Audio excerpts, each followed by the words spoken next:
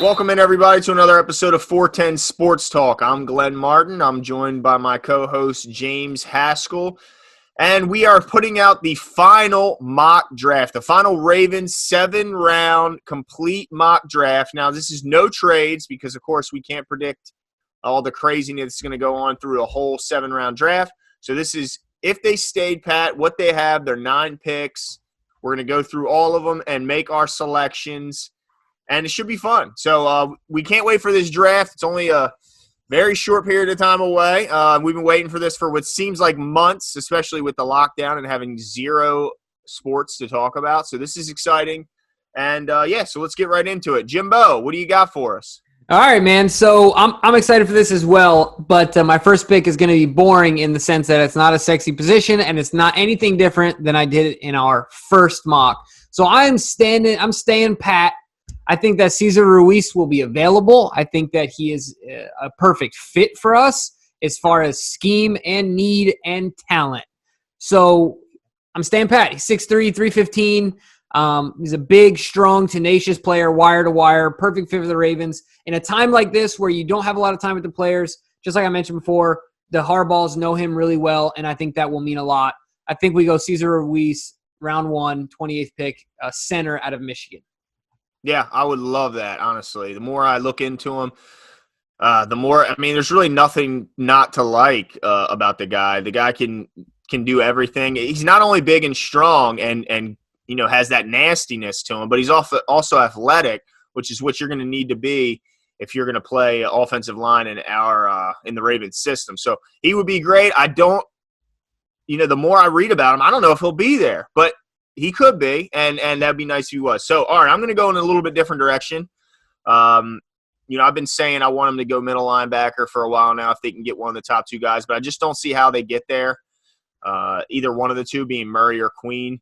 So I'm going to go with who I think will be there and who I think would be a heck of a pickup, and I'm going to say the Ravens draft Denzel Mims, wide receiver out of Baylor. All right. Who would fit. Look, the Ravens receiving core is not very good. Outside of Hollywood, there's really not a lot that leaves you. It's not going to leave the DCs up late at night worrying about game planning. When you got Willie Snead, Boykin, who may develop, but we don't know. I think they need to bring in some help for Hollywood and as well as for Lamar. So Denzel Mims, he can be just that. He's 6'3", 207 pounds, almost 34-inch long arms. So he's got long arms. He's big. But here's where it gets really interesting. 4'3", 840 at 6'3", almost 210 pounds. So the guy can absolutely fly. He can score at any point on the field. And to have that size accompanied with the speed as well as his insane catch radius, I think he would be a perfect addition to this offense that looks to be moving into that speed formula. I think we saw the Chiefs kind of start that. And now the Ravens are following suit. And, man, he would be a scary, scary guy to add in this deceptive offense. I think he'd be a perfect fit. So I'm going to go Denzel Mims, 28. Speaking of speed, and this is kind of off the beaten track here, but I heard that I read an article the other day that the Chiefs want to trade up to try and get a hold of Ruggs. Oh, my gosh. That would be terrifying. I was watching some tape on him yesterday. I would just turn it off. His ability to stop, start, change direction, run routes, set the corner up with his route running. The guy, and then he's got good hands. That guy's incredible. But anyway. Well, that's a nice pick. I'm going to stay in the same position group for our first pick in the second round at 55. Once again, I'm staying pat here. Michael Pittman out of USC. I've spoken on him ad nauseum, but, great catch radius, physical player, a big-bodied receiver, has had some injury issues, but has also had productive moments and had a productive last season at USC. So I think he would be a great complement to our offense based on his ability to catch the ball in the red zone in 50-50 scenarios. And having that big catch radius, I think, will make Lamar's life a little easier. So I'm going with Michael Pittman at 55, USC, wide receiver. I like him. He's a very similar player to what Denzel Mims is, the big speed, big catch radius, and both productive. Denzel Mims, very productive all the years, all three. I think he was there 3 years. Do I have that right? Yeah, I believe so. So both very productive, both would be great additions. All right, so number 55 for me, I'm going on the other side of the ball, and I'm going to go back to familiar stomping grounds for the Ravens and go to Alabama and grab pass rusher Terrell Lewis. This guy just absolutely screams Raven to me. I mean, when you look at who the Ravens typically draft at the outside linebacker position, this guy fits it perfectly. 6'5", 262 pounds, almost 34-inch long arms. The only downside to him is the injury history. He's had 2 season-ending injuries in his career. But, man, when he's on the field, this guy can do it all. He can stack and stop the run on the outside. He can also dip and get around the tackle and use his speed and dip his shoulder. This guy has moves. He can do – there's pretty much he can do it all if he can stay healthy. I mean, that's a big if. Right. But, man, he just looks like a Raven. And being out of Alabama, of course, certainly helps. But just big, athletic, long – and you know, he's got moves and he's a strong guy. So I think he would be a perfect fit at 55 to go opposite Matt Judon. Well, this is going to be boring, but I'm going with the same exact guy. Are you really? I'm going with the same exact guy at 60, of course, because now we're on to my second pick in the second round. I'm hoping that he falls to 60. And for all the same reasons as you said, I think he's worthy of that pick. In fact, if he goes to 60, I think we're super happy and really excited. Something that's important as far as the injury goes, and this is important to the Ravens, just a tidbit that I think that's worth considering. Daniel Jeremiah, who cut his teeth here, talked about it's important to look at a player's injury history, but the distance between that injury and now. As much distance as you can put between the injury and the draft, the best. As much film as you can put on tape, the best scenario. So based on the fact that, yeah, he's had those injuries, but it's not like, for example, Tua is coming fresh off, right? Yeah. That's why his projections are all over the place.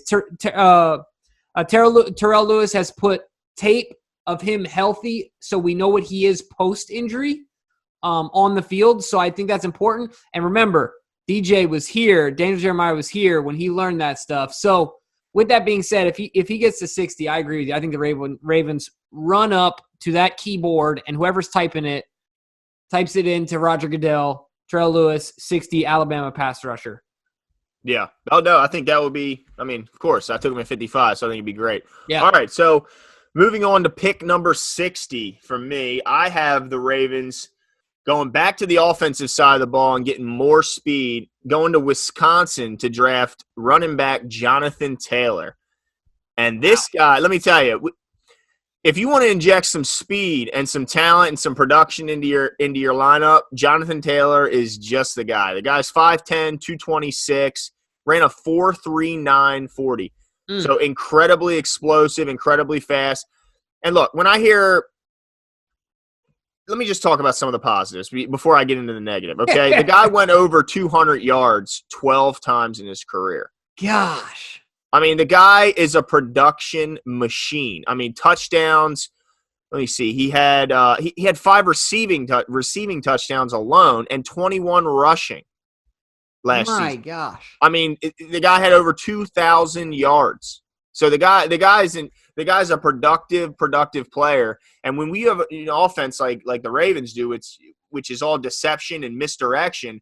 If you got a guy who can hit the home run ball at any point in the backfield with Lamar, who we already know can, and then you got Mims and Hollywood on the outside and Mark Andrews over the middle, I mean, that's just a scary, scary lineup to have to face. And as much as I love our running backs, none of them have the home run ability that scares you. I mean, I love Mark Ingram. He's a great leader, very physical player. He's got great vision, but he's not going to break a 60-yard run anytime soon. I mean, I just don't see it. Now, this kid, Jonathan Taylor, can do just that. Now, the only negatives I ever hear is he's worked so hard. He's overworked, and that might be the case. But look at what it is with running backs. We're in a win-now mode, okay? He's a young guy. I don't think he's breaking down the next 2 years. So when they talk about him being overused and breaking down, maybe so after his rookie deal, but he'll be fine during his rookie deal when we're in win-now mode, when we're getting with Lamar – when he's still on that rookie deal. So I think you add a guy like this to the offense, and, yeah, it becomes a crowded running back room, and Justice might have to go bye-bye, or your boy Gus, who knows. But I think that he would add such an explosiveness to this offense, Yeah. and I think it's too much to pass up at number 60, and that's who I got. Well, I'm saying this right now. If we get rid of Gus, I'm done. Yeah, right. Off the bandwagon. Yeah, right.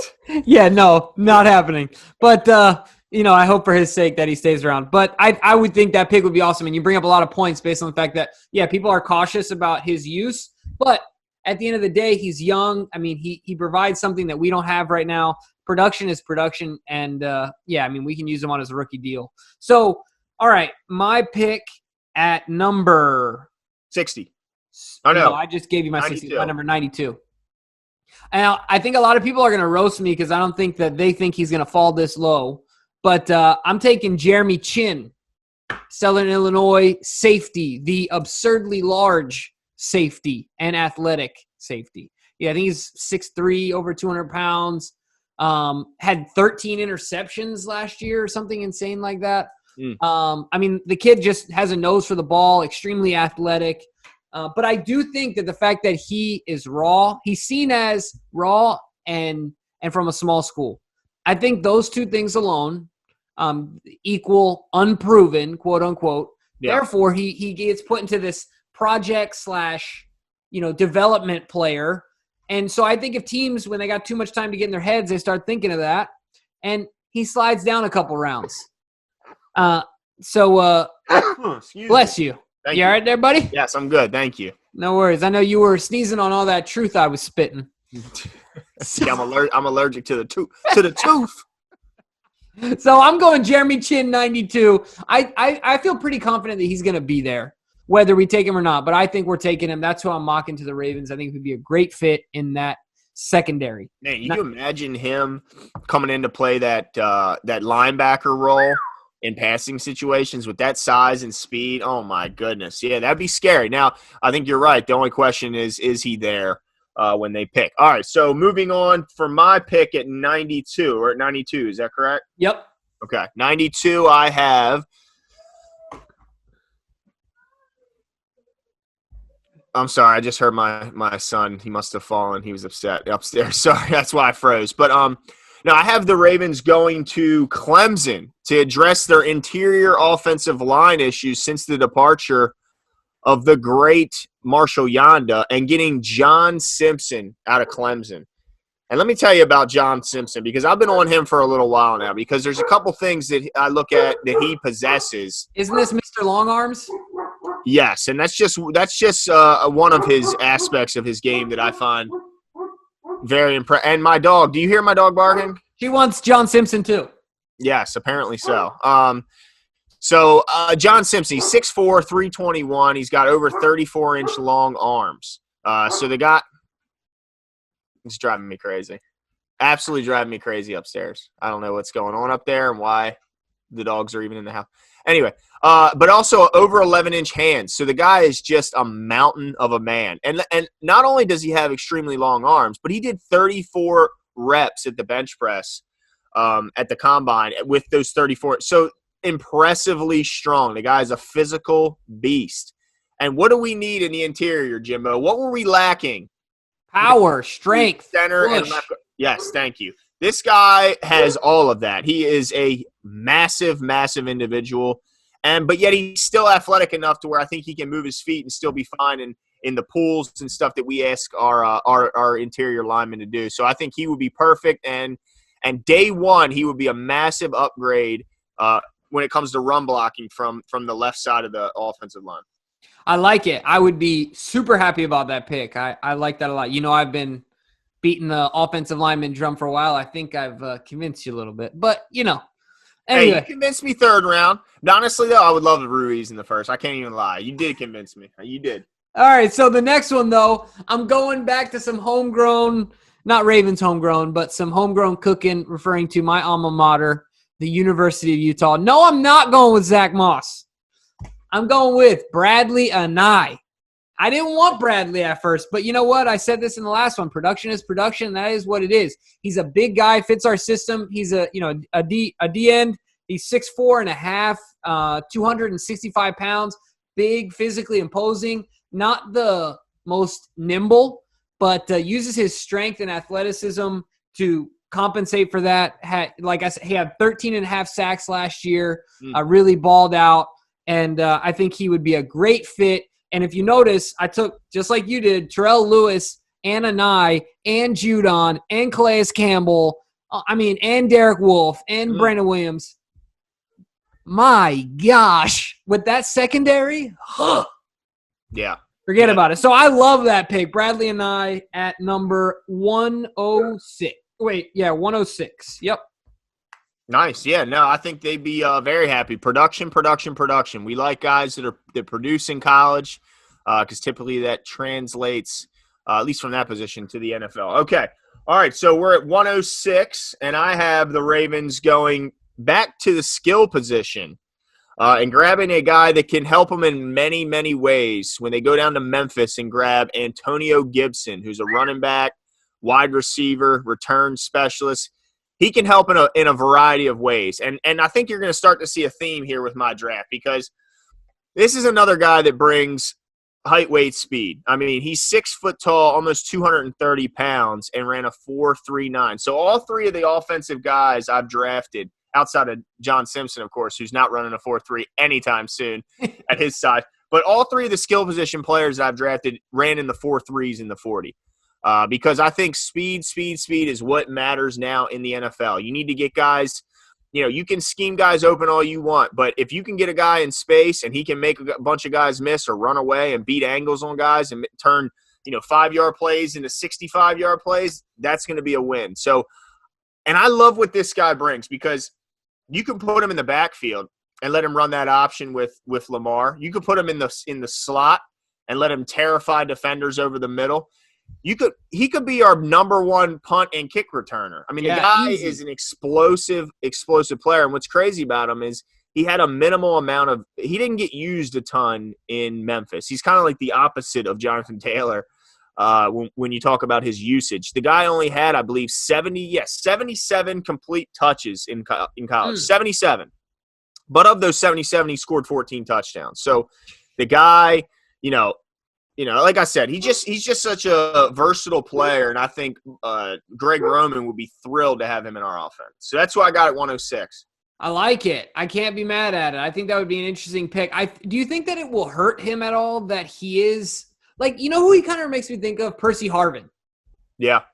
Like, do you think it will hurt him that he's almost not he doesn't have a definable position? Do you know what I'm saying? Yeah, it could hurt him for a lot of teams, but I think if a team like the Ravens or the Chiefs, somebody who knows how to use a guy that's versatile like that, I think it could up his draft stock. But enough. Yeah, certain teams probably wouldn't want a guy like this. He doesn't really fit every team. Yeah, but I like him as a prospect. I think he'd be an awesome fit for us. All right, so we're on to number 129. Is that right? Yep. All right, so for my 129th pick, our second pick in the 4th round, I'm going with – I have Ray Rice on my card. Wait, no, this isn't Ray Rice. No, this is Clyde Edwards-Helaire. Ray Rice reincarnated. Okay, 5'8", 210 pounds. You want to talk about a fire hydrant? 5'8", 210 pounds. Yeah. This kid showed up in the biggest moments in the biggest game. He's a running back, for those of you who don't know, out of LSU, straight out of the Bayou. He was the short one that ran all over Alabama. That's all I really got to say. I mean, that guy can make you miss in a hallway. Oh, my gosh. I mean, we talk about playing tag with Lamar. This kid would be tough to play tag with. I would just quit. I'm going home. I'm taking my ball. So I really like him because he's tough. He plays bigger than his size. And like you said, in a small space, he can make you miss. We were a very effective offense with Joe and of course, not a very effective offense. We had very effective moments, and it made a big difference when we had a guy like Ray Rice. Yeah. And I think that this guy, Clyde Edwards-Helaire, with Lamar and those other backs in the backfield will have that type of impact. We were looking for a guy like this in Justice Hill. I think that Clyde Edwards-Helaire is the actual guy that we're looking for. Yeah, no, I think he'd be a perfect fit. I love this player. We haven't had a guy that can make you miss out of the backfield in quite some time. I mean, you mentioned Ray Rice. I think this guy can have better make-miss ability than even Ray Rice did, and he would fit absolutely perfect with Gus and Mark Ingram. So I think he'd be a great pick. All right, so at number 129, right? Is that where we're at? Yep. Okay, 129. Going back to your alma mater and getting Mr. Lecky or Leaky? Lecky Fotu. Lecky Fotu, okay? He's a D tackle out of Utah. And tell me if this doesn't sound like a familiar face, okay? He's 6'5", 330 pounds with over 34-inch long arms. He's so athletic at that size. He played rugby growing up and was good enough to he didn't just play rugby for your local rec team. He was good enough to play for the U.S. national team and trained with the team in London. I mean, that's how athletic this guy. Does he kind of remind you of a Haloti Ngata a little bit? Yeah. I just want to put that athleticism into perspective, if I may. Sure. My freshman year in college, I coached lacrosse at the high school that's very famous for rugby. Haloti Ngata went there, Highland High School. The All Blacks and things like that are in New Zealand, but they're the best national rugby team, the national rugby club in the United States for that age group by far. I recruited one kid from the rugby team to play on our lacrosse team for one day, and it wasn't even fair. I mean, kids didn't even want to go near him. He was breaking kids in half. He was faster, bigger, and stronger than everyone. Yeah. I mean, it's just these athletes are on a different level, man. It is incredible. Yeah, I mean, to be that big and to be able to move the way that he can it's terrifying. And look, when you look at the interior of our defensive line, people might say, well, what are they doing taking a D tackle right here? Well, how much longer do you think Brandon Williams is going to be getting paid like he's getting paid right now? I mean, he's one of the highest paid D tackles in the league, and he's virtually just a run defender. So eventually in the next season or two, they're going to probably try and get away from that contract. It's one way or the other. Then you get Calais Campbell, who's 35 years old, just signed 33. 33 years old. But by the end of his contract, will be 35 years old at the end of that 2-year deal. So there's not a lot of youth on the defensive front, and I think this guy could be perfect to fill in that Brandon Williams role, to be that run stuffer, to be that just big anchor in the inside, and they get a good value picking him at 129. I love it. All right, so the next one at 143, I'm going back to skill positions at wide receiver. Now, this guy's got 3 names, so bear with me. Antonio Gandy Golden. Yeah, I like him. Out of Liberty. Small school, didn't play against a ton of high-end competition, but, you talked about the size and speed. He ran a 4.6, but he's 6'4", 223 with 32-inch arms. Yeah. This is a big kid you're talking about here. 36-inch vertical, 22 reps on the bench, and a 4.5 20-yard shuttle, which I think is a big deal as far as that split goes. So he's shown a great ability to high point the ball, catch in 50-50 type scenarios, make contested catches. Not saying he will be Anquan Boldin or anything close to that, but when you hear descriptions like that, you start to think of a guy like Anquan or even Dennis Pitta. I know he's a tight end, but he was really just a glorified receiver. So I think he would be an awesome pick there in the bottom of the 4th round. Antonio Gandy Golden out of Liberty. I think that his talent, he has the opportunity to be worth more than that pick, but because he's coming from a small school, I think we can get good value there. Yeah, I like that. No, I think I think he'd be adding something to the team. Okay. All right. So you were at 143. Okay. All right. Yep.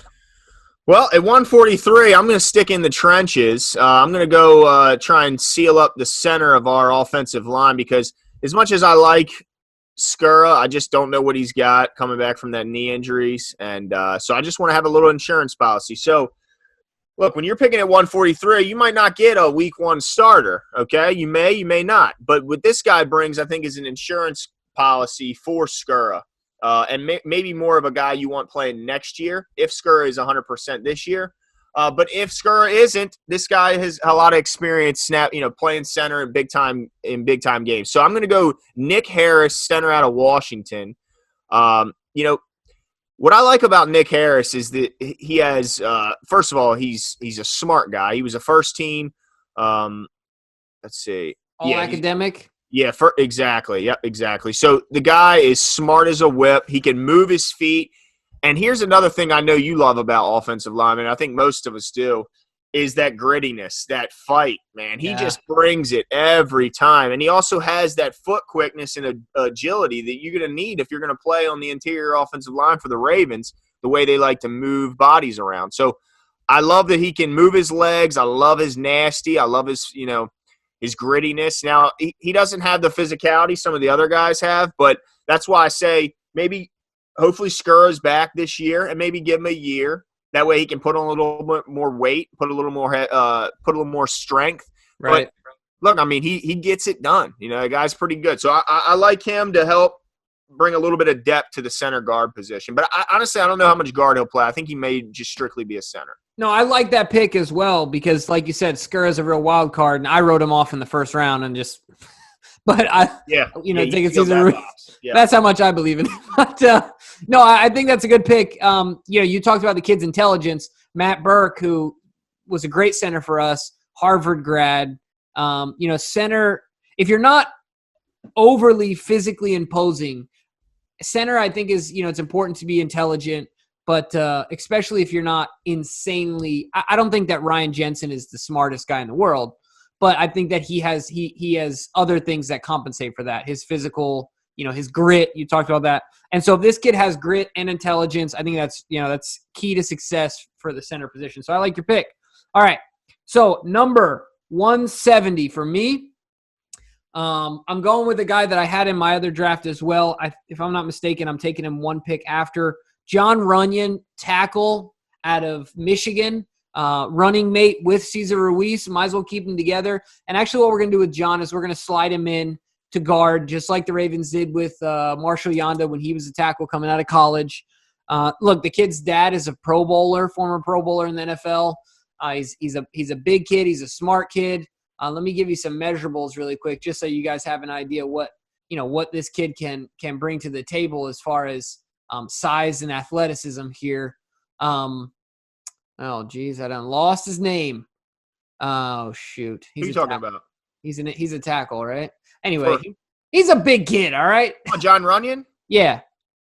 What are you talking about, his dad? No, his size, John Runyon's size. Let's see. Oh, his size. I got you. Okay. I just lost his dang thing. All right. John Runyon is a offensive line-sized human being. So you can imagine his size, all right? Unless you got some stats for me there, Glenn. Yeah, I do. Okay. All right, cool. Thanks for saving me. Lifeline here. He's 6'4", 306 with just over 33-inch long arms. All right, so he's plenty big. But the thing that I think is important here that I like about him, he's got the bloodline.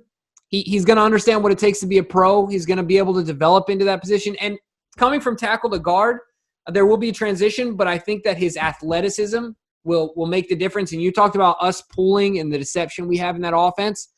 Yeah. Going to be key. And he can move his feet if he was playing tackle.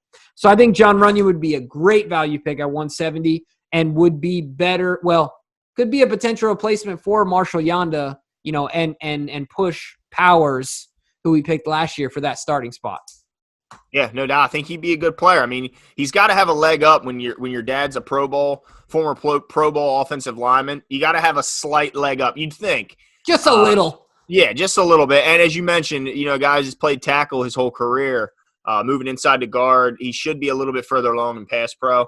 That's what you'd like to think. So I think he'd be a great depth piece, no doubt. All right, so moving on to 170. I have honestly, what I wanted to start this whole offseason, I wanted the Ravens to get one of the best inside linebackers in the draft in round one. But I just don't see how they make it to 28. So with that said, I think they addressed some of their linebacker woes right here at pick 170, and they grab Evan Weaver, a linebacker out of California. Now, most people look at him and they look at his combine results and they go, oh, he ran a 4.7 40. Okay, how can he play linebacker at this level? Well, let me just tell you. For one, he's 6'2", 240. Yeah, he ran a 4.7, but this guy is an absolute tackling machine. He's got great instincts. He's very smart, quick to read and react. I mean, an incredible amount of tackles. He didn't lead his team. He didn't just lead his team. He didn't just lead his conference. He led the nation in tackles last season. He led the nation. He had 182 tackles in 13 games. Does that mean his offense was really bad and he was playing defense a lot? Maybe, but of those 182 total tackles, because a lot of people get a bunch of combined of those 182, 103 of those were completely solo. Jeez. By the way, that's 20 more than the second place in the nation as far as solo tackles. 20 more he was ahead of. So, I mean, just an incredible tackling machine. Okay, so, people can say he's kind of slow and all that stuff, but let me tell you, on downs 1 and 2, you want this guy tackling the running back as much as you can. I mean, this guy's an incredible he just doesn't miss tackles. So I would love to get him at 170, and I think he would be immediately able to step in there and play and be good against the run immediately. So I like him. Evan Weaver, linebacker out of Cal. All right, that's interesting because with my last pick in the draft, I'm going with the same position, linebacker, and very similar in the fact that the guy that I'm taking is a good one. He's a proven 1 and 2 down linebacker, Shaquille Quarterman, linebacker out of University of Miami, 6'1", 241. He's stout, physical. He's already – a lot of NFL scouts feel very confident that he's ready to step in right away in a run capacity type role. First team All-ACC and a team captain. So not only does he have the tangibles, he has the intangibles. He needs a lot of help, and this is why he would go in the 7th round. Needs a lot of help as far as coverage scenarios, not necessarily his strengths, a place where he's definitely not proven, but definitely a dominant first and second down back. He can also, linebacker, can also provide help as far as special teams goes, which a lot of these guys are going to have to do to make an impact when they're in the later rounds. So Shaquille Quarterman, inside linebacker, Miami with my 225th pick. Wow. Nice. Okay. I like that. I've heard his name a lot. He pops up a lot. Despite being projected to be in a late pick, you hear his name quite often. So, I think they'd be happy with that. All right, so I'm going to go with pick number 225. I'm going to go to Tulsa and grab defensive end Trevis Gibson. Okay, so he's 6'3", 261 pounds, with just under 34-inch long arm length. Did 25 reps on the bench press at the combine, which with that arm length and size, I think that's pretty impressive. The thing about him is he's got incredible explosiveness and length and athleticism. He's got all that, but he's very, very raw in his developmental phase. Okay, he's very early in his developmental phase. Okay, so he doesn't have moves. He doesn't have counter moves. He doesn't have very good fundamentals or technique, but the guy has the raw, natural talent and God-given ability to develop if he's paired in the right scheme, the right coaching staff to get the best out of him. And honestly, I think the Ravens have the best coaching staff in the league on both sides of the ball, and I think they are led by a heck of a head coach in John Harbaugh. So I have full confidence that this coaching staff can get the best out of players. And, man, if they can get the best out of Mr. Trevis Gibson, oh, my goodness. He could end up being a heck of a player. And one of the classic late-round finds that we've seen the Ravens do time and time again with – I mean, how many late-round guys have we found that can rush the passer and either get paid here or get paid elsewhere? Yeah, I mean, the list goes on. And even beside late rounds, irregardless of position in undrafted rookies as well, undrafted free agents. So, yeah, those late-round guys we've definitely been able to strike on. So if the Ravens find that they agree with you, then I'd have confidence in their late round picking. They'd be wise to agree with me, Jimbo. They'd be awfully wise. Well, I tell you what, if either of our drafts end up falling the way that they do, man, I think we'd be sitting pretty. Yeah, I think they'd be awfully happy with both of our drafts. So, yeah, cool. I can't wait for this draft, man. I'm so pumped. I know. So make sure you guys stay tuned. Make sure you hit the subscribe button and also the like and the notifications so that we stay up to date. We're going to be giving our immediate reactions as soon as every pick is made. So Make sure you guys are tuned in and have those notifications ready to go so you can see them. Also, we'll have most likely a draft expert from Hans Pick on to give us a grade on those picks. But the other thing I wanted to mention here is we want to know what your guys' comments are. I'm going to run down through my picks just one more time, name the names. Glenn's going to do the same. Let us know who you side with. Who do you like? And then also provide us with your list, right? If you don't like either of our lists, well, then give us one. All right? Yep.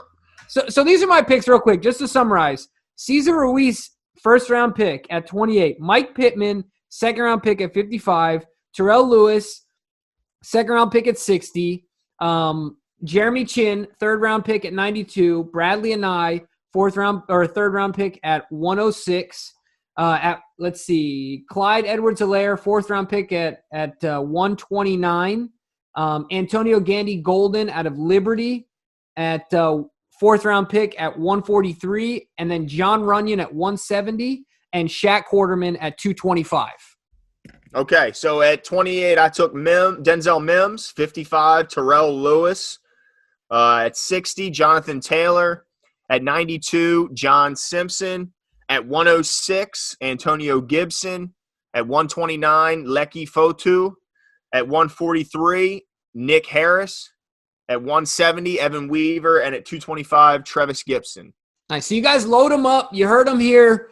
Let us know what your comments are. Who do you agree with? And we will be back soon. See you.